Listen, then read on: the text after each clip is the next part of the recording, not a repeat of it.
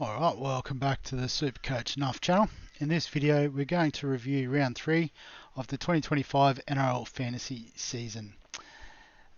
Worked out to be an alright week in the end, obviously a couple of ups and downs, but an 850 for the round, which was good enough to move me up into the top 15k, so which is an improvement of about 10,000 spots. So anytime you can get that, you absolutely take it.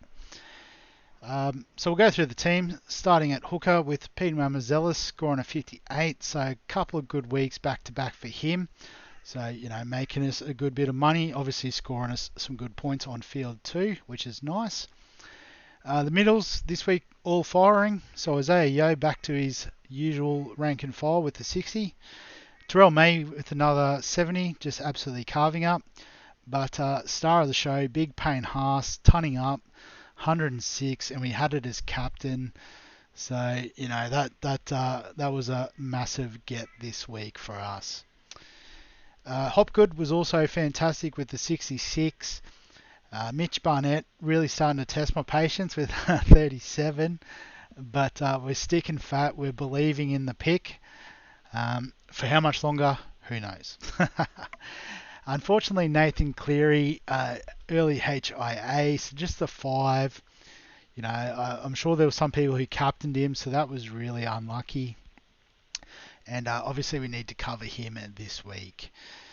Luke Metcalf with the 27 was probably a bit less than what we were hoping for.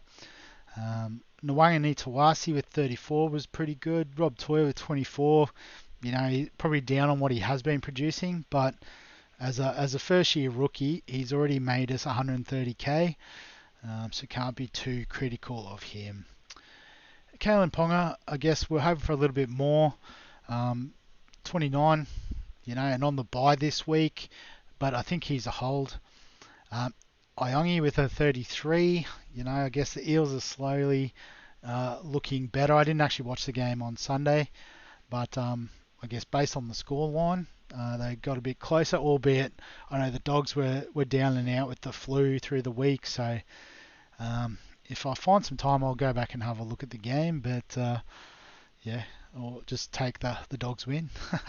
And Brimson sort of hasn't really worked out the way we'd hoped, only a 13 this week in what was a good performance by the Titans, so maybe one we need to consider getting off of if we can. On the bench, Sandon Smith with the 32 continues to make a bit of money for us. Tom Gilbert with a 40, solid without being spectacular. Jamie Humphries, though, another spectacular performance in what was a well-beaten team. Caught a bit of it on the radio. But yeah, I guess he got 74 in a beaten effort. Fantastic result for him. We took Cole's 36. On the Friday night. Obviously it helped somewhat by Cleary missing out for most of the game. He probably had to take most of the kicking duty from there on in, so we were happy with that, and it ended up being the right call. Riley Smith with just the 24, Toa with 33, making a good bit of cash. And unfortunately the Tony Francis play backfired. I think I saw he made 4 errors, only ended up on a 5-point return. So that makes it hard to replace him, but it is what it is, I suppose. In terms of the leagues, so it looks like we've still got the current leagues, or is this week's matchup? Yeah, round 3. So in the main league, Vimal's team, Titanic 2025, got me by 26 points in the end. So he captained Terrell May, so I got a few points on him there. But he had Humphries starting. I had Humphries on the bench. So I guess Ruben Garrick was the difference maker. A 97, that's epic from him. Because other than that, I had him pretty well covered. But Rube's doing the job. Well done to you, Vimal. If we have a look at all the fixtures for round 3, so a couple of 900s. So it looks like 917 was the top score from 2 teams. So we'll look at Rooster first, Jeremy's team, who captained Payne Haas, had Terrell May, had Hopgood, had Humphreys, had Garrick, had Mamazella. Safer for 56 was quite good. So I guess despite having a pretty ordinary back three, still got a 900, which is pretty awesome. The other team was the Schmick Richards, I think, Brendan's team. Bulldogs fan, you love to see that. So he captained Terrell May, so left a few points on the table there. Nafahu White was really good, 69 points this week. Jaden Campbell with an 81 and Ruben Garrick. So fantastic. Had all the big hitters this week. You love to see it. So great results there for Brendan and was it Mick? I've already forgotten. Jeremy, sorry. Too many things going on today. In the second league, got a win over the Shermanators by 60. So let's see. He had Aaron Clark. Didn't have Payne Haas by the look of it, so that's probably the difference there. Although he had Ruben Garrick, has Humphreys.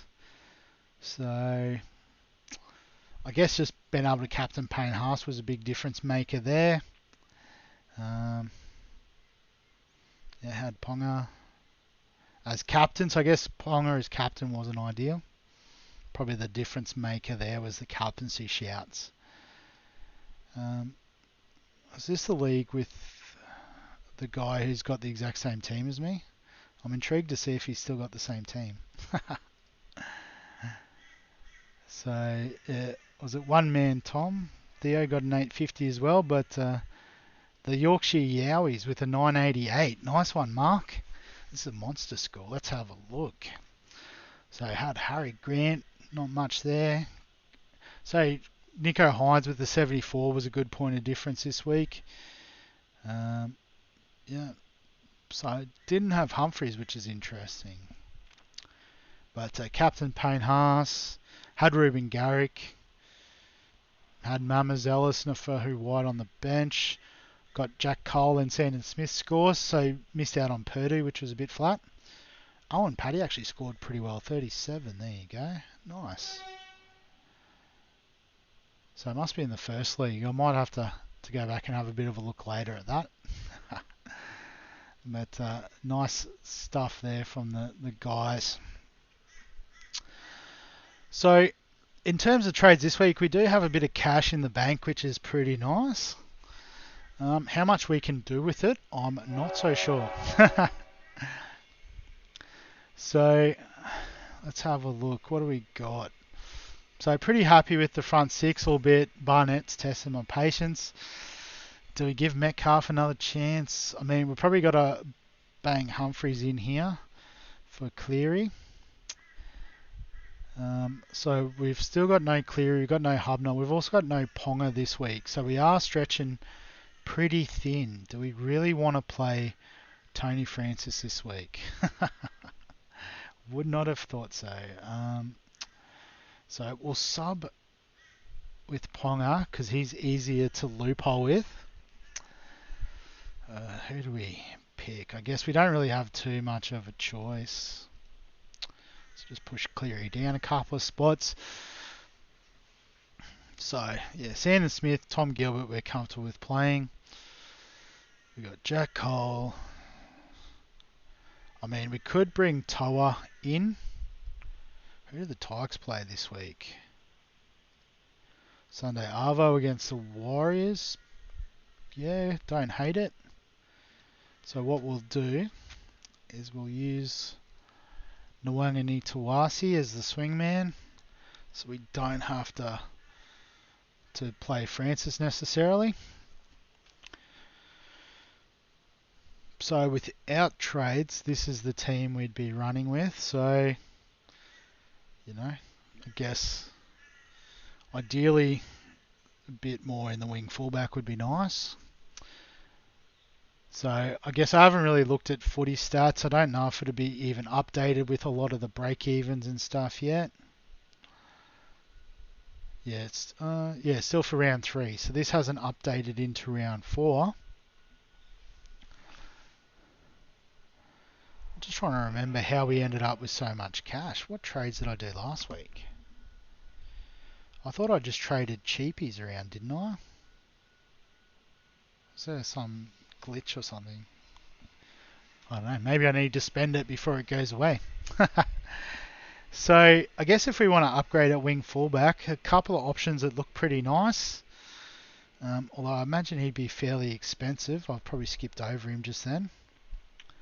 But Jaden Campbell, yeah, at 730, that's pretty expensive. But, averaging 63, so even on his quote-unquote bad week, he still scored pretty well. If I go back to his fixtures. So, yeah, 46 against the Dogs. I don't even think he got that much in Supercoach. So those kick meters and goal kicks and, that base he has is pretty handy to have as a centre wing. I mean a wing fullback. Getting the formats mixed up. I guess another one we could look at with the goal kicking now is Pappenhausen at 580, 578. He's more affordable. Not quite affordable enough to go all the way from Francis, which is a bit flat. Guess another one, maybe Coruscant. Can we upgrade Riley Smith? We would be able to do that in one move, which is nice. What's more urgent? I guess, what was Campbell again? 732. So we could go from Brimson up to Campbell in one, which is not bad.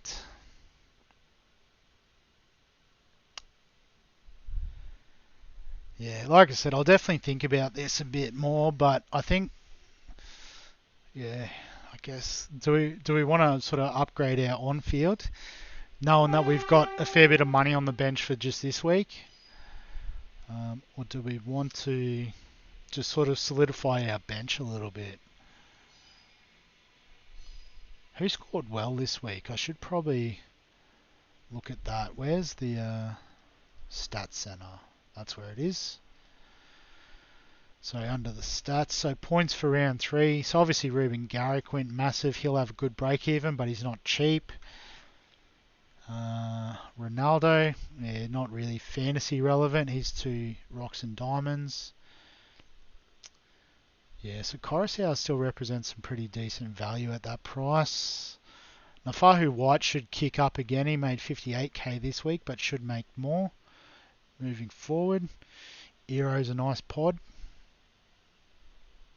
Trey Mooney, actually, if he gets a start this week, he could be one to bring on to solidify the bench a bit. 64 points this week, first game. Big fan of his. Could be that. So yeah, so I guess if we go back to the team. So what if we were to say upgrade Francis to a Mooney?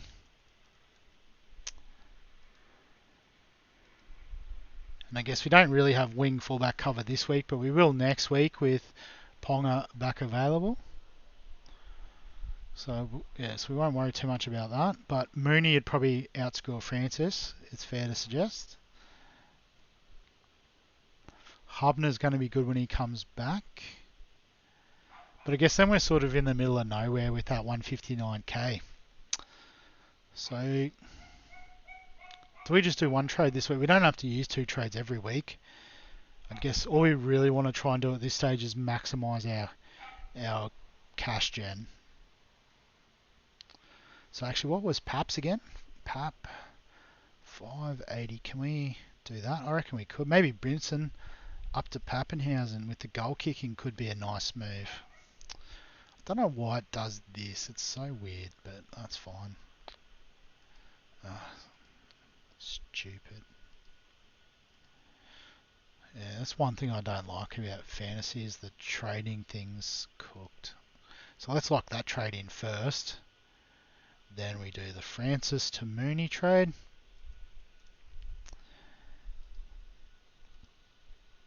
And we've got 27k in the bank. So, yeah, so I guess, the full strength back 3 of Ponga, Paps, and I guess Iongi still. It's not the worst.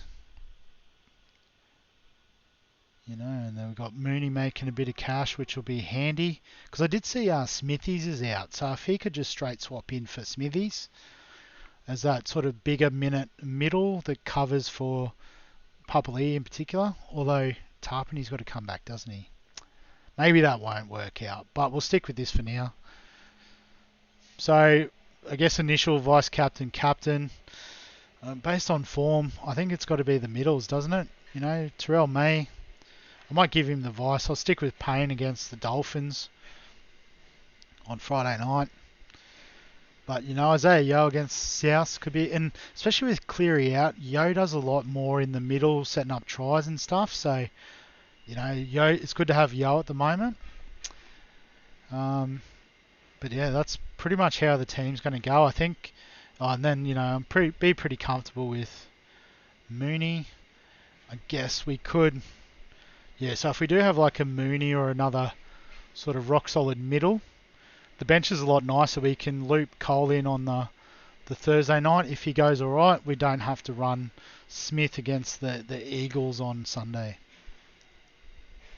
Yeah, so something like that. So the play will be get rid of Francis. That was a bum pick. If we've got the cash, we'll upgrade Brimson to Paps. If not, we could just play Brimson. Who do they play this week? The Roosters. Could be a high scoring one. And yeah, I think that's the play, something like that. But we will come back on Thursday and discuss all things trades in the round review. So for now, we'll leave it there. As always, if you've got any questions, comments, thoughts, feel free to add them below this video. Give us a thumbs up if you enjoy the NRL Fantasy content. Subscribe for all the fantasy content on the channel. And other than that, we'll catch you in the next one.